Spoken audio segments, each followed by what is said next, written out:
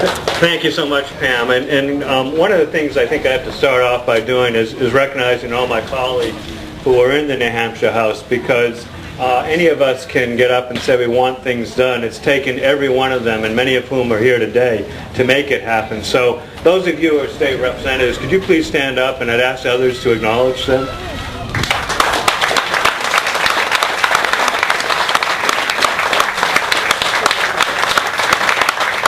I am, and we should be so appreciative of what they have done for us.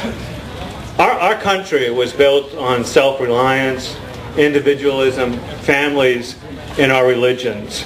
We sent representatives to government, to Congress, and into Concord in order to protect liberties, not to trade those liberties for government benefits. So many people have forgotten that that is the purpose of government, that we are now in a constant struggle with those who would trade our freedom for government benefits. We have seen what they have done over the past 4 years. We see what they do when they get into power. When they are in power, they pay pay women to have children out of wedlock, and then they wonder why the family is breaking down. Welfare programs constantly grow, and children come to schools with such severe problems that they can't be educated. They pay people to stay out of work, and then they wonder why our economy is so anemic. They pay public servants to retire at the age of 45, and then wonder why we can't afford public services. They pay for the enforcement of nuisance criminal laws, and then wonder why prisons are one of our only growth industries in this country. They stuff our school district meetings to pass huge and unnecessary spending to fund exotic educational programs, and then wonder why we graduate high school students who more and more need remedial reading when they get to college. This term in Concord, we have pushed back against these people who I call the spenders and the looters of the system. We've pushed them back to avoid what was a near budget meltdown in Concord. The prior legislature had increased spending 25%. They left us with a structural deficit that was over $700 million.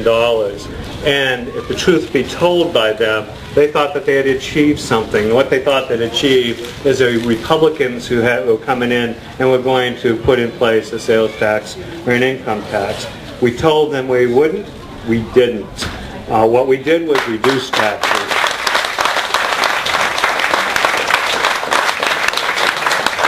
We told them we'd put together a budget that would have no more taxes, no more fees, no more borrowing, no more budget gimmicks. And that's exactly what we did. We restored budgeting sanity and fiscal responsibility to Concord. We're halfway through the term, and look at what we've done so far. We took a budget that last term was $11.5 billion,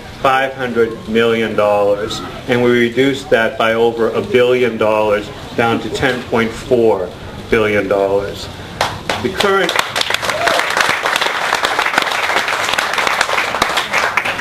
The amount we have reduced state funding is $650 million. And I want to tell you, politicians talk a lot about billions and millions and trillions, and it sort of gets lost in what it means. I want to tell you what that means. If we had done what the Democrats wanted us to do, if we had just increased taxes as they would have done to fund that, that means that every man, woman, and child in New Hampshire would be liable for another $500 in taxes over the next 2 years. Every family of 4 would have had to pay almost $2,000 more in taxes in the next 2 years. Indeed, if we had increased the spending at the same rate they increased it, we would have brought in a budget that was $12.5 billion.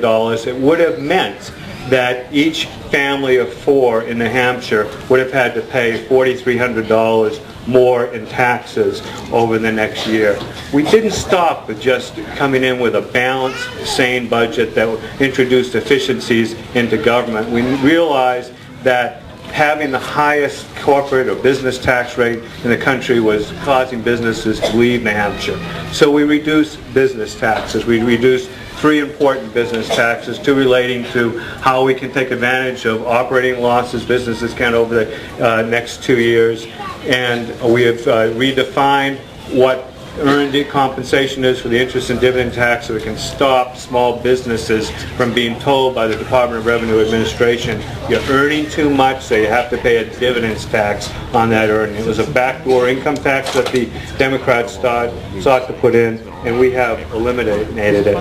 Yeah, what's the results of this? Since the Republicans were elected and came into office in December, the unemployment rate in New Hampshire has dropped almost a full percentage point. We have gone from 5.7% unemployment to 4.8% unemployment. And I submit to you it's because business has confidence now. They know that we're returning to the New Hampshire advantage. They can invest in New Hampshire. There's more that needs to be done, but we can see the positive results of what we're doing now. We're going to go forward, and we're going to do more to make New Hampshire an attractive place to raise a family, an attractive place to do business. We're going to reduce regulations, just as we passed so far 38 separate bills that reduce business regulations. We're going to look at ways that we can bring more businesses and jobs to New Hampshire, because one of the worst statistics that came out of the recent census was that although we have an unemployment rate that's low, in part it's because our young people are leaving New Hampshire. From the 2000 to the 2000 census, we've lost almost 20,000 young people in the ages of 25 to 34 who have left New Hampshire to go get jobs elsewhere. As Representative Tucker said, we appreciate the support. We need more support. Thomas Paine, during the winter of our revolution, wrote a book called Common Sense. And in it, he talked about the summer soldier and the sunshine patriot. This is the summer, both literally and figuratively, of our victory last in 2010. But the winter will come, and we're going to need winter soldiers to help us continue the gains we're getting, to preserve the gains we're getting. We need winter soldiers who will write letters for us, who will support candidates, who will run for state representative, who will get out there and talk, as Governor Sununu said, to their neighbors. Help us extend and preserve what we're doing in New Hampshire, because we're bringing New Hampshire back to the advantage that caused so many of us, such as me, to come live here, others to stay, and we'll have our children return. Thank you.